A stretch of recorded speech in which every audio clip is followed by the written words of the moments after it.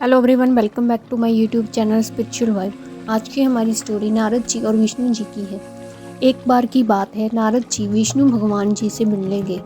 भगवान ने उनका बहुत सम्मान किया। जब नारद जी वापस गए तो विष्णु ने कहा कि हे लक्ष्मी, जिस स्थान पर नारद जी बैठे थे उस स्थान को गाय के गोबर से लीप दो। जब विष्णु जी ये बात कह रहे थे तब नारद जी बाहर ही खड़े थे। उन्होंने सब सुन लिया और वापस आ गए और विष्णु भगवान जी से पूछा, भगवान, जब मैं आया था तो आपने मेरा खूब सम्मान किया, पर जब मैं जा रहा था तो आपने लक्ष्मी जी से ये क्यों कहा कि जिस स्थान पर नारद बैठा है उस स्थान को गोबर से लीप दो। भगवान ने कहा, हे नारद, मैंने आपका सम्मान इसीलिए किया क्योंकि आप देव ऋषि हैं, और मैंने देवी लक्ष्मी से ऐसा इसीलिए कहा क्योंकि आपका कोई गुरु नहीं है, आप निगुरे हैं। जिस स्थान पर कोई निगुरा बैठ जाता है वो स्थान गंदा हो जाता है। ये सुनकर नारद जी ने कहा, हे भगवान, आपकी बात सत्य है, पर मैं गुरु किसे बनाऊं? नारायण बोले, हे नारद, धरती पर चले जाओ, जो व्यक्ति सबसे पहले मिले उसे अपना गुरु बना लो।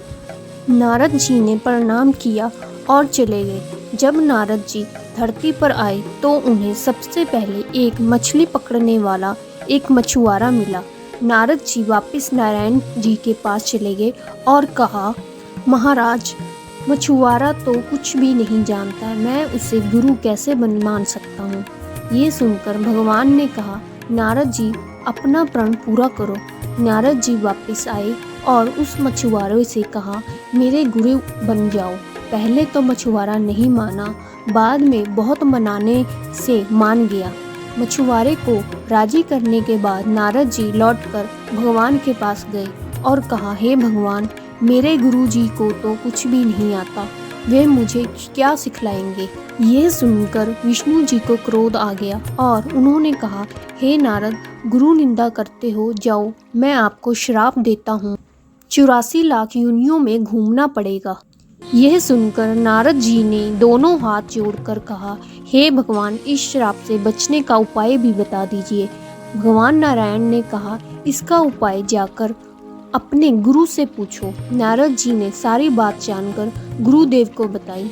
गुरु जी ने कहा, ऐसा करना, भगवान से कहना 84 लाख योनियों की तस्वीरें धरती पर बना दे, फिर उस पर लेटकर गोल घूम लेना और विष्णु जी से कहना कि 84 लाख योनियों में घूम आया, मुझे क्षमा कर दीजिए, आगे से गुरु निंदा नहीं करूँगा। नारद जी ने विष्णु जी के पास जाकर ऐसा ही कहा।